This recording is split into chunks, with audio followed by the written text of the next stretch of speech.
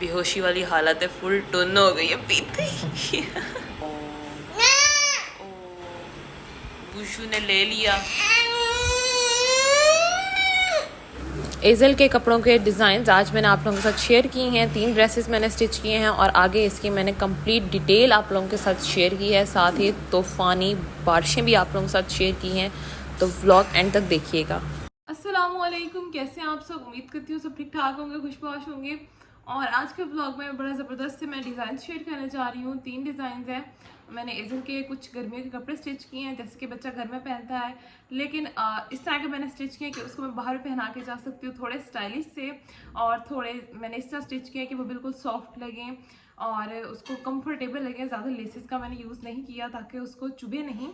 और बड़े ज़बरदस्त से मैंने तीनों अलग अलग टोटली डिफरेंट डिज़ाइन हैं। आप इनको बिल्कुल ऐसे बना सकते हैं, तो वीडियो को देखिएगा। एक डिज़ाइन मैंने अलग अलग रखे हैं ताकि बिल्कुल सेम ना हो जाए। तो मुझे इतना मज़ा आया एज़ल के कपड़े स्टिच करने में। अब मैं सोच रही हूँ कि ये कंप्लीट हो चुके हैं, अब मैं और लेके आऊँगी और अलग अलग से डिज़ाइंस और आप लोगों के साथ शेयर करूँगी। अगर आप लोगों को इस तरह जो है ना डिज़ाइंस बनाना थोड़ा मुश्किल लगते हैं तो मुझे ज़रूर कमेंट्स में बताइएगा, मैं आप लोगों के साथ शेयर भी कर दिया करूँगी जैसे मैं डिज़ाइंस बनाती हूँ। तो 2 दिन मेरा व्लॉग नहीं आया, वो इसी वजह से नहीं आया क्योंकि मैं एज़ल के कपड़े सिलाई कर रही थी। मैंने कहा एक दफ़ा ये कंप्लीट हो जाए क्योंकि फिर एज़ल के बाबा ने आ जाना है, तो उनके आने से पहले मैं एज़ल के जो है ना हर काम कंप्लीट करके रखती हूँ ताकि जब वो आए तो फिर कोई काम ना हो मेरे पास। और दूसरा ये कि एज़ल मेरी ट्राई तो यही होती है, जब भी उन्होंने आना होता है तो मैं एज़ल का जो है ना न्यू ड्रेस वगैरह रेडी ज़रूर रखती हूँ। तो अल्हम्दुलिल्लाह इस बार मैंने उसके 3 ड्रेस रेडी किए हैं। अब उन्होंने 1 दिन 2 दिन बाद आना है, तो फिर जब वो आएंगे ना फिर मैं एज़ल को पहनाऊंगी और आप लोगों के साथ शेयर करूंगी। तो चलिए जी वीडियो का स्टार्ट करते हैं। सबसे पहले आप लोग वो ड्रेसेस देख लें, उसके बाद मैंने बड़ा प्यारा सा व्लॉग आप लोगों से शेयर किया। व्लॉग में तूफ़ान ही तूफ़ान है। आज मेरी सिस्टर का फर्स्ट डे था उसकी इंटर्नशिप का। वो अब इंटर्नशिप कर रही है CMH में, तो उसका फर्स्ट डे था। वो हम सबके लिए जूसेस लेके आई थी क्योंकि गर्मी है। वो कहती गर्मी में से जूस पीने का ही मज़ा आता है, कुछ खाने पीने का मज़ा नहीं आता। असल में वो खाने पीने की बहुत शौकीन है। कुछ लोगों को तो उन्हें कपड़े पहनने का शौक़ होता है, कुछ घर से जाने का, उसको खाने पीने का बहुत शौक़ है। वैरायटी हो वो कहती है खाने पीने के लिए। तो बस अल्लाह ताला उसको कामयाब करे। आज उसका फर्स्ट डे था, अल्लाह ताला ऐसे ही उसकी ज़िंदगी में कामयाबियाँ लाए। हाँ जी आयशा, अम्मा भी बोल लिया कर। बस जी हमें ये दोनों चाहिए, अपना वापस ले लो। चलो ठंडे हो जाए, ठीक है, चलो ठंडे हो जाए कर रही है। और माशाल्लाह माशाल्लाह जूस पीना भी आता है। एज़ल कैसा लगा? बेहोशी वाली हालत है, फुल टुन हो गई है पीते। मज़ा आ रहा है।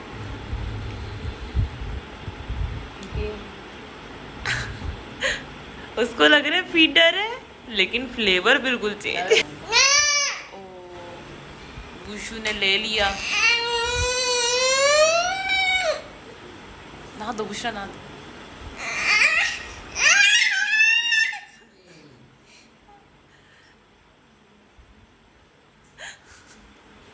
आजकल के बच्चों के हालात चेक करें।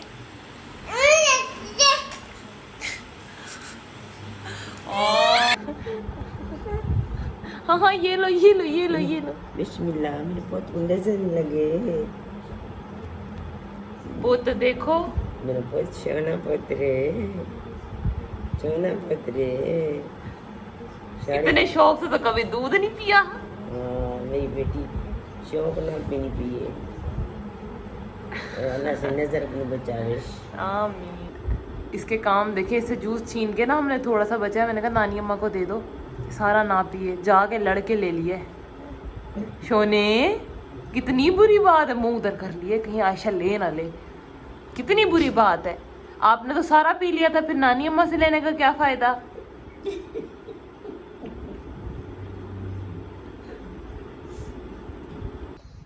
बहुत तेज़ आंधी आ गई है, अभी मैं छत पे आई हूँ। बहुत बहुत तेज़ आंधी आ चुकी है, बहुत तेज़ आई है। आज वैसे बारिश का इम्कान है लेकिन फ़िलहाल तो आंधी आई है। आंधी काफ़ी तेज़ है, हर चीज़ मिट्टी मिट्टी हो गई है। कुछ ज़मीनों में पानी भी लगा हुआ है, अल्लाह करे सारी ज़मीनों में लग जाए, फिर बहुत ठंड होती है। वेट कर रहे हैं बारिश का, पता नहीं। तकरीबन हफ़्ता हो गया और आंधियाँ फुल स्टार्ट हो चुकी हैं। साथ ही साथ मैंने कहा चले मैं एज़ल के कपड़े स्टिच कर लेती हूँ। 3 ड्रेस। ये वाला ड्रेस जो है ना वो सूट में से बचा था, मैंने अपनी नानी माँ का सूट स्टिच किया था तो उसमें से ये सूट बच गया था एजल का। एक ये मैंने सिलाई किया और 2 अम्मी खुद से लेके आई थी, वो छोटे छोटे प्रिंट हैं, वो बहुत खूबसूरत हैं। मैंने कहा था अभी मैं 3 ही ड्रेस स्टिच करूँगी क्योंकि हर वीक कपड़ा और डिज़ाइन चेंज होता है। मैंने कहा ऐसे ये ना हो ये पड़े रहें और बाकी भी ला के मैं रख दूँ वो भी पड़े रहें। तो ये जब स्टिच हो जाएंगे फिर मैं और मंगवाऊँगी, न्यू डिज़ाइन मंगवाऊँगी, फिर और मैं स्टिच करूँगी। तो फिर 3 ड्रेस मैंने तकरीबन 2 दिन में स्टिच किए हैं। वो इस वजह से 2 दिन भी नहीं लगने थे, 1 दिन में मैंने कर लेने थे, लेकिन एजल छोटी बच्ची है, साथ अम्मी बहुत साथ देती हैं उसको, तकरीबन 80% अम्मी संभालती हैं, लेकिन फिर भी उसकी आदत है कि ज़ाहिर मशीन चला रही होती हूँ ना मैं, तो उसमें आके उंगलियाँ उसने देनी होती हैं। अल्लाह ना करे फिर मुझे डर लगता है, इसीलिए फिर जब वो सो रही होती है ना तब मैं मशीन उठाती हूँ, अदरवाइज़ मैं नहीं उठाती। तो ये वाला कुछ इस तरह से मैंने ड्रेस तैयार किया है। बीच में मैंने कट लगाया था, फिर मैंने ना ये पट्टियाँ थी, बॉर्डर थे, उसके साथ मैंने पूरे साइडों पे डिज़ाइन बनाया, बीच में लेस थी और ये हमारी ज़ुबान में इसको झालर सी कहते हैं, चुन्नटों वाली। तो ये मैंने बाजुओं पर भी लगाई, नीचे भी लगाई घेर पे, और ये देखें पीछे मैंने इस तरह से बांधने के लिए ये लगा दिए। एक खूबसूरती भी बढ़ रही है। यहाँ पे मैं बटन, टिच बटन या हुक भी लगा लेती, लेकिन ये खूबसूरती के लिए मैंने लगाए हैं। ये वो वाले 2 पीस हैं जो मैंने मंगवाए हैं। मैंने अम्मी को कहा था रेड तो कलर लाजमी लेके आइएगा, क्योंकि मेरी इतनी चाह है ना कि मैं एजल को थोड़ा सा रेड सा कलर पहनाऊँ। फ्रेश कलर होता है, बच्चों पे अच्छा लगता है, और दूसरा वो खुद ही लाइट कलर लेके आई हैं। अच्छा, मेरा एक और दिल कर रहा है, वो ये दिल कर रहा है कि आजकल ना चुनरी वाला जो प्रिंट है ना वो लॉन पे आया हुआ है और वो बड़ा ही ट्रेंडिंग में है। तो मुझे बड़ा शौक़ हुआ है कि मैं अपनी बेटी के लिए वो चुनरी वाले प्रिंट्स लेके आऊँ और उसके नाइस के मैं डिज़ाइन करूँ। एक तो मैं उसका शरारा या गरारा टाइप स्टिच करूँ, थोड़ा सा गोटा वगैरह लगा के, और दूसरी मैं इसकी फ़्रॉक स्टिच करूँ। तो देखते हैं जी, जैसे मेरा बाज़ार चक्कर लगता है तो फिर मैं लेके आऊँगी और उसकी डिज़ाइनिंग भी मैं आप लोगों के साथ शेयर ज़रूर करूँगी। ये दूसरा ड्रेस है, ये मैंने कट कर लिया था और इसको मैं स्टिच कर लिया था तकरीबन। फिर मैं आप लोगों को इसकी फाइनल लुक भी दिखाती हूँ। ये मैंने थोड़ा डिफरेंट स्टाइल में स्टिच किया है। तीनों ड्रेस टोटली डिफरेंट स्टाइल में स्टिच किए हैं। उसमें से सिर्फ फ्रॉक ही बनी थी, शलवार या निकर वगैरह नहीं बनी थी। ये देखिए, ये मैंने शॉर्ट सा टॉप स्टिच किया है, नीचे मैंने फ्रिल लगाई है और बाजुओं पर भी मैंने फ्रिल लगाई है। इसका जो मैंने ट्राउज़र स्टिच किया है उस पर भी मैंने फ्रिल लगाई है और ये बड़ा खूबसूरत सा मैंने स्टिच किया, आप लोग देख सकते हैं।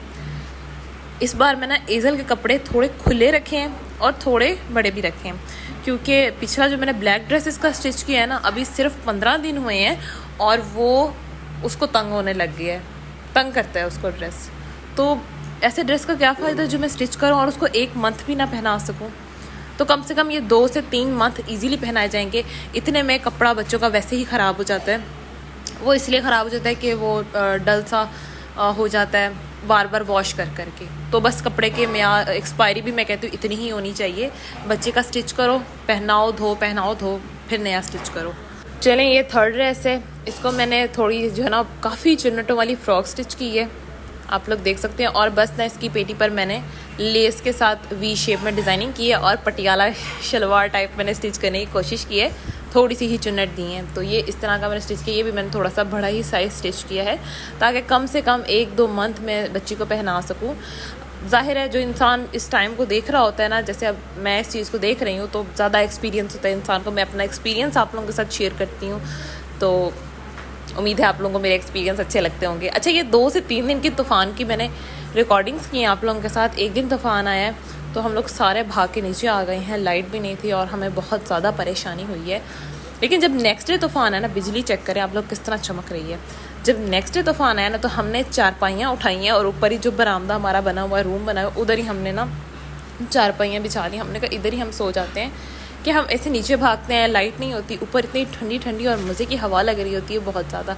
लेकिन ऊपर ना बरामदे रूम में सोने से थोड़ा सा डर सा लगता है कि कहीं से कोई छिपकली वगैरह ना आ जाए, बस सिर्फ यही बात हो गई है। लेकिन अल्लाह का नाम लेके ना हम सो गए थे। ये फिर उससे नेक्स्ट डे इतनी तेज़ किस्म की आंधी आई थी और इतने ब्लैक बादल आए थे, लेकिन इन 2 दिनों में बारिश नहीं आई। बारिश आई थी तीसरे दिन और वो भी आई थी तकरीबन आधी रात को।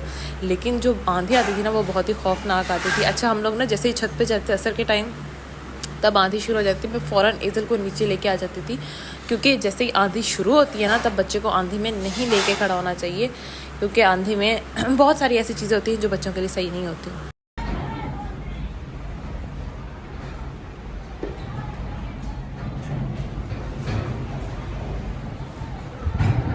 अल्लाह माफ़ करे, बहुत तेज़ तूफ़ान आ चुका है। तूफ़ान आ गया अचानक बहुत ज़्यादा, क्योंकि आज सारा दिन गर्मी थी ना, यही लग रहा था। अच्छा, आज सारा दिन मैं व्लॉग नहीं बना सकी, 2 दिन हो गए हैं। क्या होता है, रात को आंधी आती है, सुबह मैं और अम्मी तहैया करते हैं, सफाइयों का हेल्पर हमारी गई हुई हैं, तो सफाइयों में दिन गुजर जाता है। जैसे सफाइयाँ कंप्लीट होती हैं, असर का टाइम होता है, उसके बाद दोबारा आंधी आ जाती है। अब आज इतनी डीप क्लीनिंग मैंने और अम्मी ने की थी ना, लेकिन अल्लाह ताला को कुछ और ही मंजूर था।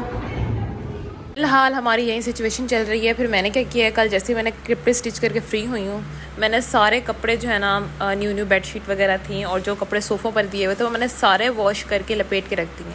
मैंने कहा जैसे ये आंधियाँ ख़त्म होंगी ना, फिर ही मैंने बिछाना, अभी हल्की सी रोज़ डस्टिंग कर लेती हूँ, हल्का फुल्का हम लोग मिल के काम कर लेते हैं, क्योंकि डीप काम हमारा तकरीबन दोपहर तक जब ख़त्म होता है ना, वैसे ही 2 घंटे बाद आंधी आ जाती है और हर चीज़ का सत्यानाश हो जाता है। खैर, अल्लाह का लाख लाख शुक्र है कि मौसम अल्लाह ताला ने ठंडा किया हुआ है, रहम किया हुआ है अपने बंदों पर।